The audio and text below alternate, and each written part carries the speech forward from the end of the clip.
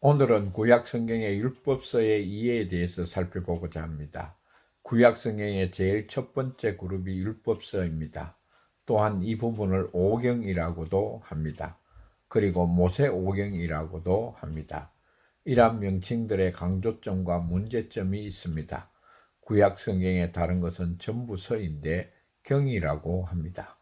경이라고 하면서 중요성을 강조하는 것이 문제입니다. 다른 경전들과 차별이 될 수 있습니다. 또 율법서 역시 구약성경 전체를 가리키기도 하고 오경 내 율법서만 있는 것이 아니라 서술도 함께 기록되어져 있기 때문입니다. 그리고 율법서는 유대교에서 토라 즉 율법서라고 하면서 유대교적 냄새를 풍기기도 합니다. 하지만 구약과 신약 전체를 생각할 때 복음서와의 관계에서 율법서라고 하는 것이 좋을 것 같습니다. 율법서는 창세기, 출애굽기, 레위기, 민수기, 신명기 5건입니다. 이러한 율법서는 천지 창조의 시작에서 모세의 죽음까지를 기록하고 있습니다. 천지 창조 시대, 족장 시대, 출애굽 시대를 말씀하고 있습니다. 가나안 정복 시대 전까지를 기록하고 있습니다. 따라서 율법서는 범죄한 인간을 구원하기 위한 하나님의 구원 역사를 기록하고 있습니다. 출애굽이 핵심입니다. 그리고 율법서 전체의 중심은 레위기입니다. 창세기, 출애굽기, 레위기, 민수기, 신명기입니다. 5건의 중심이 세 번째 레위기입니다. 레위기는 레위기 1장 1절에서 여호와께서 해막에서 모세를 부르시고 그에게 말씀하여 이르시되라고 말씀하면서 시작하고 있습니다.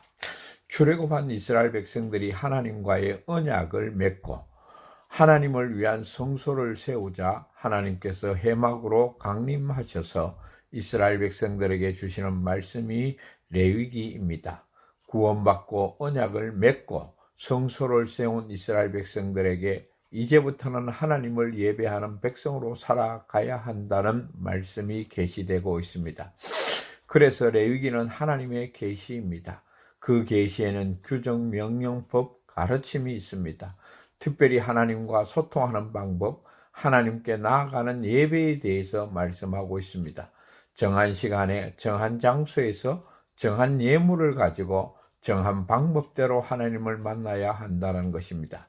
하나님은 예배를 통해서 하나님의 백성과 만나는 것입니다. 이러한 예배를 올바로 드리기 위해서는 하나님의 백성들은 정결한 것과 부정한 것을 구별해야 합니다. 이러한 가르침을 레위기 11장에서 16장에서 말씀하고 있습니다. 부정한 것을 멀리하고 정결한 것을 따르는 삶을 통해서 구별된 삶을 살아야 합니다. 세상과 세속과 구별되어야 합니다. 내가 거룩하니 너희도 거룩할지어다라는 말씀이 핵심입니다. 레위기 16장의 속죄의 날에 아사셀 염소로 하여금 광야의 항무지로 쫓겨나게 됨을 온갖 죄악과 오염으로부터 정화시키는 행사를 하게 하고 있습니다.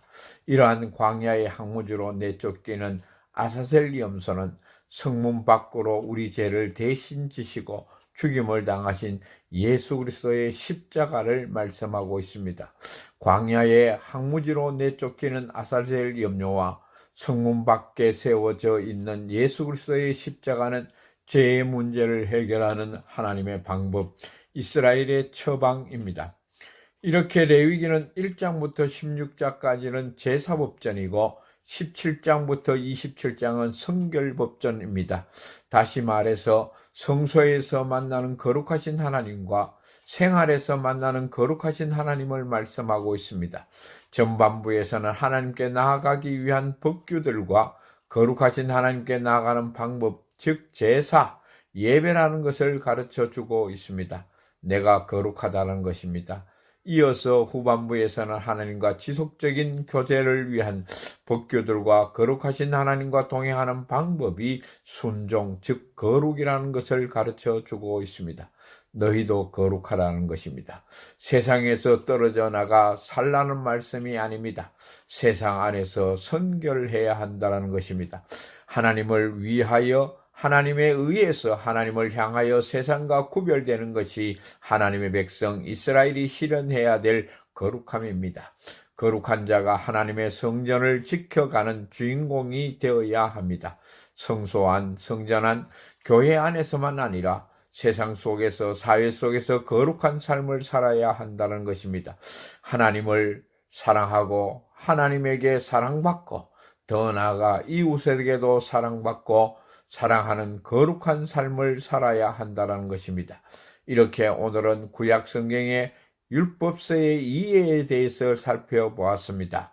감사합니다. 다음 시간에 또 뵙겠습니다.